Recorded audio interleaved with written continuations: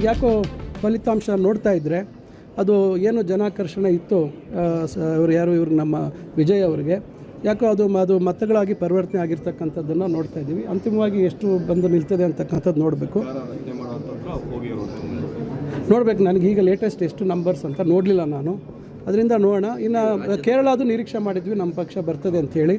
ರಾಜ್ಯದಲ್ಲೂ ಈಗ ನಮಗೆ ಗೊತ್ತಿತ್ತು, ದಾವಣಗೆರೆಯಲ್ಲಿ ನಾನು 10 ದಿವಸ ಇದ್ದೆ, ಪ್ರಾರಂಭದಲ್ಲಿ ಹಿನ್ನಡೆ ಇರ್ತೀವಿ ಅಂತ ಗೊತ್ತಿತ್ತು, ಯಾಕಂದರೆ ಹಳೆ ಚುನಾವಣೆಗಳೆಲ್ಲ ನೋಡಿದಾಗ. ಈಗ ನಾವು ಮುನ್ನಡೆಗೆ ಬಂದಿದ್ದೀವಿ, ಇನ್ನು ನಾವು ಅಲ್ಲಿಗೆ ಖಂಡಿತ ಗೆಲ್ತೇವೆ. ಬಾಗಲಕೋಟೆಯಲ್ಲೂ ಈಗ ನಾವು ಮುನ್ನಡೆ ಕಾಯ್ದುಕೊಂಡಿದ್ದೀವಿ. ನಗರ ಪ್ರದೇಶ ಬಂದಾಗ ಸ್ವಲ್ಪ ಹಿಂದೆ ಮುಂದೆ ಆಗ್ಬೋದು, ಆದರೆ ಗೆಲ್ಲುವಂಥದ್ದಕ್ಕೆ ಏನೂ ತೊಂದರೆ ಇಲ್ಲ. 2 ಸೀಟು ನಾವು ಗೆಲ್ತೀವಿ ಅಂತಕ್ಕಂಥ ವಿಶ್ವಾಸ. ಪಶ್ಚಿಮ ಬಂಗಾಳದ್ದು ನೋಡಿ, ಈಗ ಭಾಳ ಸುಮಾರು 3-4 ಅವಧಿಯಲ್ಲಿ ಅವರು ಮುಖ್ಯಮಂತ್ರಿಗಳಾಗಿದ್ದರು. 3 ಅವಧಿಗಳಲ್ಲಿ ಈಗ ಸಹಜವಾಗಿ ಆ್ಯಂಟಿ ಇನ್ಕಂಬೆನ್ಸಿ, ಆಡಳಿತ ವಿರೋಧಿ ಅಲೆ ಇರ್ತದೆ. ಮತ್ತು ಬೇರೆ ಬೇರೆ ಇವತ್ತೇನು ಸ್ಪೆಷಲ್ ಇಂಟೆನ್ಸಿವ್ ರಿವಿಷನಲ್ಲಿ SIR ಅಲ್ಲಿ ಏನು ಕೆಲವು ತೊಂದರೆಗಳಾಯಿತು, ಇವೆಲ್ಲ ಕೆಲವೆಲ್ಲ ಅಲ್ಲಿ ಆಗಿರ್ಬೋದು. ಆದರೆ ನಾವು ಇಲ್ಲಿಂದ ಏನು ಅದನ್ನು ವಿಶ್ಲೇಷಣೆ ಮಾಡುವಂಥದ್ದು ಕಷ್ಟ ಆಗುತ್ತೆ. ಒಂದೊಂದು ರಾಜ್ಯದಲ್ಲಿ ಒಂದೊಂದು ರೀತಿಯಾದಂಥ ಪರಿಸ್ಥಿತಿಗಳಿರ್ತವೆ. ಅಲ್ಲಿ ಯಾವ ರೀತಿ ಇತ್ತು ಆಡಳಿತ ವಿರೋಧಿ ಅಲೆ ಅಂತಕ್ಕಂಥದ್ದು ನಮಗೆ ಮಾಹಿತಿ ಇಲ್ಲ. ಅದರಿಂದ ಅದ್ರ ಬಗ್ಗೆ ನಾವೇನು ಹೆಚ್ಚು ಅದ್ರ ಬಗ್ಗೆ ನಿರೀಕ್ಷೆ ಅಂತ ನಾವೇನು ಕಾಂಗ್ರೆಸ್ ಪಕ್ಷ ಏನು ಮಾಡಿರಲಿಲ್ಲ. ಯಾಕಂದರೆ ಕಾಂಗ್ರೆಸ್ ಪಕ್ಷ ಕೂಡ ಅಲ್ಲಿ ಅಷ್ಟು ಪ್ರಬಲವಾಗಿ ಇಲ್ಲದೆ ಇರ್ತಕ್ಕಂಥದ್ದು. ಅದರಿಂದ ಅದು ಹೇಗಾದರೂ ಆಗ್ಬೋದಿತ್ತು. ಸರ್, ಈ ಉಪಚುನಾವಣೆ ರಾಜ್ಯದ ಫಲಿತಾಂಶ ಸರ್ಕಾರಕ್ಕೊಂಥರ ಮಿಡ್ ಟರ್ಮ್ ಎಕ್ಸಾಮ್ ಇದ್ದಂಗೆ ಇದರಿಂದ ಗ್ಯಾರಂಟಿಗಳನ್ನ ಒಪ್ಕೊಂಡಿದ್ದಾರೆ ಅಂತ ಅನ್ಸುತ್ತಾ, ಅಥವಾ ಸರ್ಕಾರದ ಆಡಳಿತ ಜನಕ್ಕೆ ಇಷ್ಟ ಆಗಿದೆ ಅಂತ ಏನಿದೆ? ನೋಡಿ, 2 ಕ್ಷೇತ್ರಗಳು ನಮ್ಮ ಕ್ಷೇತ್ರಗಳೇ. ದಾವಣಗೆರೆನೂ ನಮ್ಮ ಕ್ಷೇತ್ರನೇ, ಬಾಗಲಕೋಟೆನೂ ನಮ್ಮ ಕ್ಷೇತ್ರನೇ. ಸಹಜವಾಗಿ ನಮಗೆ ಅಲ್ಲಿ ನಮ್ಮ ಪರವಾಗಿ ಕಾಂಗ್ರೆಸ್ ಪಕ್ಷಕ್ಕೆ ಬಲ ಇದ್ದಂಥ ಕ್ಷೇತ್ರಗಳು. ಒಂದು ಗ್ಯಾರಂಟಿಗಳನ್ನು ಯಶಸ್ವಿಯಾಗಿ ನಾವು ನಿಭಾಯಿಸ್ತಕ್ಕಂಥ ಕೆಲಸ. ಯಾಕಂದರೆ ಎಷ್ಟು ಹೊರೆ ಆಗುತ್ತೆ ಅಂಥೇಳಿ ಆ ವಿರೋಧ ಪಕ್ಷಗಳು ಎಷ್ಟೇ ಅಪಪ್ರಚಾರ ಮಾಡಿದ್ರು ನಾವು ಅದಕ್ಕೆ ಬೆಲೆ ಕೊಡದೆ ನಾವು ಅದನ್ನು ನಿರ್ವಹಿಸ್ತಕ್ಕಂಥದ್ದು. ಮತ್ತು ಅದೇ ರೀತಿ ಅಭಿವೃದ್ಧಿಗೆ ಬೇಕಾಗಿರ್ತಕ್ಕಂಥ ಅನುದಾನ ಕೂಡ ಒದಗಿಸುವಂಥ ಕೆಲಸ ಮಾಡಿದ್ದೀವಿ. ಕೆಲವು ರಾಜ್ಯಗಳಲ್ಲಿ, ಉದಾಹರಣೆಗೆ ಆಂಧ್ರದಲ್ಲಿ ಭಾಳಷ್ಟು ದೊಡ್ಡ ಮಟ್ಟದಲ್ಲಿ ಗ್ಯಾರಂಟಿಗಳನ್ನು ಹಿಂದೆ ಜಗನ್ಮೋಹನ್ ರೆಡ್ಡಿ ಅವರು ಕೊಟ್ಟರು. ಆದರೆ ಅಭಿವೃದ್ಧಿಗಳಾಗಲಿಲ್ಲ. ಯಾಕಂದರೆ ನನ್ನ ಕ್ಷೇತ್ರಕ್ಕೆ ಹೊಂದ್ಕೊಂಡೇ ಇರ್ತಕ್ಕಂಥದ್ದು ಆಂಧ್ರದ ಒಂದು ಕ್ಷೇತ್ರ, 2 ಕ್ಷೇತ್ರ ಬರ್ತದೆ. ಅಲ್ಲಿರತಕ್ಕಂಥ ಆಗಿದ್ದಂಥ ಶಾಸಕರು ಹೇಳ್ತಾಯಿದ್ರು, ಬರೀ ಗ್ಯಾರಂಟಿಗಳೇನೇನೂ ಇಲ್ಲ, ನಮಗೆ ಕೆಲಸ ಕಾರ್ಯ ಇಲ್ಲ ಅಂತಕ್ಕಂಥದ್ದು. ಆದರೆ ನಮ್ಮಲ್ಲಿ ಆ ರೀತಿ ಇಲ್ಲ. ನಮ್ಮಲ್ಲಿ ಮಾನ್ಯ ಮುಖ್ಯಮಂತ್ರಿಗಳು ಮತ್ತು ಉಪಮುಖ್ಯಮಂತ್ರಿಗಳಿಬ್ಬರು ಒಟ್ಟಾಗಿ ಒಂದು ವ್ಯವಸ್ಥಿತವಾಗಿ ಒಂದು ಹಣಕಾಸಿನ ನಿರ್ವಹಣೆಯನ್ನು ಮಾಡ್ತಾ ಇರೋದ್ರಿಂದ ನಮಗೆ ಎಲ್ಲೋ ಒಂದು ಕಡೆ ಗ್ಯಾರಂಟಿಗಳ ಜೊತೆ ಅಭಿವೃದ್ಧಿ ಕೆಲಸ ಆಗ್ತಾ ಇರೋದ್ರಿಂದ ಏನೋ ಜನರ ವಿಶ್ವಾಸವನ್ನು ನಾವು ಗಳಿಸುವಂಥ ಕೆಲಸವನ್ನು ಮಾಡಿದ್ದೀವಿ. ರಿಸಲ್ಟ್ ಬರೋಕ್ಕಿಂತ ಮುಂಚೆ ಸರ್, ದಾವಣಗೆರೆಯಲ್ಲಿ ಕೆಲವೊಂದಿಷ್ಟು ವಿಚಾರಗಳು ಕೂಡ ಹೈಕಮಾಂಡ್ ತೆಗೆದುಕೊಂಡಿದ್ದಾರೆ ನಿರ್ಧಾರ. ಈಗ ಅದ್ರ ಬಗ್ಗೆ ನಾನು ಹೆಚ್ಚು ಮಾತಾಡೋಕ್ಕೆ ಹೋಗೋದಿಲ್ಲ. ಯಾಕಂದರೆ ಪಕ್ಷದ ಹೈಕಮಾಂಡ್ ಏನು ತೀರ್ಮಾನ ತೆಗೆದುಕೊಳ್ತದೆ ಅದ್ರ ಬಗ್ಗೆ ನಾನು ಹೇಳುವಂಥವನ್ನಲ್ಲ. ಯಾಕಂದರೆ ಪಕ್ಷದ ತೀರ್ಮಾನ ಅಂತಿಮ, ನಾವು ಅದಕ್ಕೆ ತಲೆ ಬಾಗ್ತಕ್ಕಂಥ ಸಮುದಾಯ ನಿಲ್ಲಿಲ್ಲ, ಅದಕ್ಕೆ ಕೆಲವೊಂದಿಷ್ಟು ಲೀಡರ್ಸ್ಗಳು ಸಪೋರ್ಟ್ ಮಾಡಲಿಲ್ಲ ಇಲ್ಲ. ಈಗ ಅದೀಗಾಗಲೇ ಹೈಕಮಾಂಡ್ ಅವರು ಉತ್ತರ ಕೊಟ್ಟಿದ್ದಾರೆ. ಮಾನ್ಯ ಮುಖ್ಯಮಂತ್ರಿಗಳು, ಉಪಮುಖ್ಯಮಂತ್ರಿಗಳು ಅದಕ್ಕೆ ಉತ್ತರ ಕೊಡ್ತಾರೆ.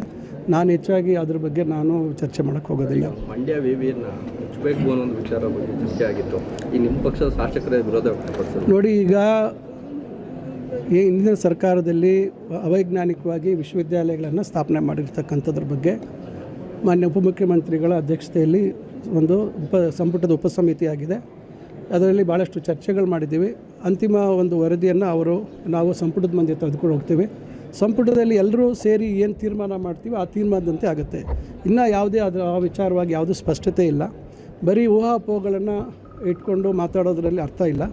ಆದರೆ ಒಟ್ಟಾರೆಯಾಗಿ ನಾನು ಹೇಳ್ತಕ್ಕಂಥದ್ದು, ಇವತ್ತು ಮೈಸೂರು ವಿಶ್ವವಿದ್ಯಾಲಯ 1916ನೇ ಇಸ್ವಿಯಲ್ಲಿ ಪ್ರಾರಂಭ ಆಗಿರ್ತಕ್ಕಂಥದ್ದು. ಅದರದ್ದೇ ಆದಂಥ ಇತಿಹಾಸ ಇದೆ. ಮೈಸೂರು ವಿಶ್ವವಿದ್ಯಾಲಯಕ್ಕೆ ಇಡೀ ರಾಜ್ಯದಲ್ಲೇ ಪ್ರಪ್ರಥಮ ವಿಶ್ವವಿದ್ಯಾಲಯ. ಅದಾದ ನಂತರ ಪ್ರಾರಂಭ ಆಗಿರ್ತಕ್ಕಂಥದ್ದು KUD, Karnataka university Dharwad, KUD.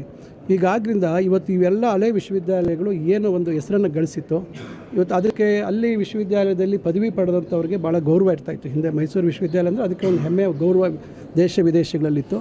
ಈಗ ಕಾರಣಾಂತರದಿಂದ, ರಾಜಕೀಯ ಕಾರಣಗಳಿಗೆ ಮತ್ತೊಂದು ಒಡೆದು ಇವತ್ತು ಅಲ್ಲಿ ವಿಶ್ವವಿದ್ಯಾಲಯದ ಒಂದು ಘನತೆ ಗೌರವನೂ ಹೋಯಿತು ಮತ್ತು ಆರ್ಥಿಕವಾಗಿ ಬಗ್ಗಟ್ಟಿಗೂ ಸಿಕ್ಕಾಕೊಳ್ತು. ಹೊಸ ವಿಶ್ವವಿದ್ಯಾಲಯ ಪ್ರಾರಂಭ ಆಗಿ ಮತ್ತು ಅವರು ಈಗ 2F ಅಂತೇಳಿ ಬರೀ ಅವರಿಗೆ ಡಿಗ್ರಿ ಅವಾರ್ಡ್ ಮಾಡೋಕ್ಕೆ ಅಧಿಕಾರ ಇದೆ. 12B ಬರೋವರೆಗೂ ಯಾವುದೇ ಹಣಕಾಸಿನ ಸಹಕಾರ ಸಿಕ್ಕಲ್ಲ. 12B ಬರಬೇಕಾದ್ರೆ ನಿಮಗೆ ಫ್ಯಾಕಲ್ಟಿ ರೇಷಿಯೋ ಆಗಬೇಕು, ಕ್ವಾಲಿಟಿ ಆಫ್ ಎಜುಕೇಷನ್ ಇಂಪ್ರೂವ್ ಆಗಬೇಕು. ಇದೆಲ್ಲ ಇವತ್ತು ರಾಜ್ಯದಲ್ಲಿ ಬರೀ 15-16 ಯೂನಿವರ್ಸಿಟಿಗೆ ಇರೋದು 12B. ಇನ್ನೆಲ್ಲ ಯೂನಿವರ್ಸಿಟಿಗಳಿಗಿಲ್ಲ. ಯಾಕಂದರೆ ಇಷ್ಟು ವರ್ಷಗಳಾದಮೇಲೆ ಅದರಿಂದ ಎಲ್ಲೋ ಒಂದು ಕಡೆ ದೀರ್ಘಕಾಲದಲ್ಲಿ ಅದು ಸರಿಯಾಗಿ ನಿಲ್ಲುವಂಥದ್ದಕ್ಕೆ ಆಗದೇ ಇರತಕ್ಕಂಥದ್ದು ಕಾರಣಗಳಿದ್ದಾವೆ. ಎಲ್ಲ ವಿಶ್ವವಿದ್ಯಾಲಯಗಳು ಹೊಸದಾಗಿರುವಂಥದ್ರಲ್ಲಿ ಅಂತಕ್ಕಂಥ ಒಂದು ಚರ್ಚೆಗಳಾಗಿದೆ. ಮುಚ್ಚಿದ್ರೆ ಆ ವಿವಿಯನ್ನು ಮುಚ್ಚಿದ್ರೆ ನಿಮ್ಮನ್ನ ಮೈಸೂರು ಬೆಂಗಳೂರು ಓಡಾಡ್ಲಿಕ್ಕೆ ಬಿಡಲ್ಲ, ಬೆಂಕಿ ಹಾಕಿಸ್ತೀನಿ ಅಂತ ಹೇಳಿದ್ದಾರೆ. ನಿಮ್ಮ ಇದೇ ಅಲ್ಲಲ್ಲ, ಇಲ್ಲಿ ತೊಂದರೆ ಇಲ್ಲ ಪಾಪ. ಈಗ ಅವರು ಸ್ಥಳೀಯವಾಗಿ ಅಲ್ಲಿರ್ತಕ್ಕಂಥ ಜನರ ಅಥವಾ ಜನರಿಗೆ ಏನು ಹೇಳಬೇಕು ಅನ್ನೋದು ಹೇಳ್ತಾರೆ. ಈಗ ಅಂತಿಮವಾಗಿ ಏನು ನಿರ್ಣಯ ಆಗದೇ ಇರೋದ್ರಿಂದ ಅಲ್ಲಿ ಸಂಪುಟದಲ್ಲಿ ಎಲ್ಲರೂ ಸೇರಿ ತೀರ್ಮಾನ ಮಾಡ್ತಾರೆ. ಸಂಪುಟದಲ್ಲಿ ಏನು ತೀರ್ಮಾನ ಆಗುತ್ತೆ ಅದಕ್ಕೆ ನಾನು ಕಟ್ಟಿಬದ್ಧವಾಗಿರ್ತಕ್ಕಂಥದ್ದು. ಈಗ ನಾವು ಏನು ಸಲಹೆ ಕೊಡಬೇಕು ಅದು ಸಲಹೆಗಳನ್ನು ನಾವು ಕೊಡ್ತೀವಿ. ಅಂತಿಮವಾಗಿ ಉಪಸಮಿತಿ ಆಗೋದ್ರಿಂದ ಸಂಪುಟದಲ್ಲಿ ಅಂತಿಮ ತೀರ್ಮಾನ ಆಗುತ್ತೆ. ನಂತರ ಅದಕ್ಕೆ ಏನು ಕಾನೂನಿನಲ್ಲಿ ನಾವು ಏನು ಅಧಿಸೂಚನೆ ಏನು ನಾವು ಅದಕ್ಕೆ ತಿದ್ದುಪಡಿ ತರಬೇಕು ಅದು ತರುವಂಥದ್ದು ಎರಡು ವಿಧಾನಸಭೆ ವಿಧಾನ ಪರಿಷತ್ ಮುಂದೆ ಬರ್ತದೆ. ಅದರಿಂದ ಅಂತಿಮವಾಗಿ ಸಂಪುಟದಲ್ಲಿ ಏನು ತೀರ್ಮಾನ ಆಗುತ್ತೆ ಅದು ಎಲ್ರಿಗೂ ಭದ್ರವಾಗಿರ್ಬೇಕಾಗುತ್ತೆ. ಇನ್ನಷ್ಟು ಹೆಚ್ಚಿನ ಮಾಹಿತಿಗಾಗಿ ಸಪ್ತರ್ಷಿ ಟಿವಿ ಕನ್ನಡ ಯೂಟ್ಯೂಬ್ ಚಾನೆಲ್ ಅನ್ನು ಸಬ್ಸ್ಕ್ರೈಬ್ ಮಾಡಿಕೊಳ್ಳಿ.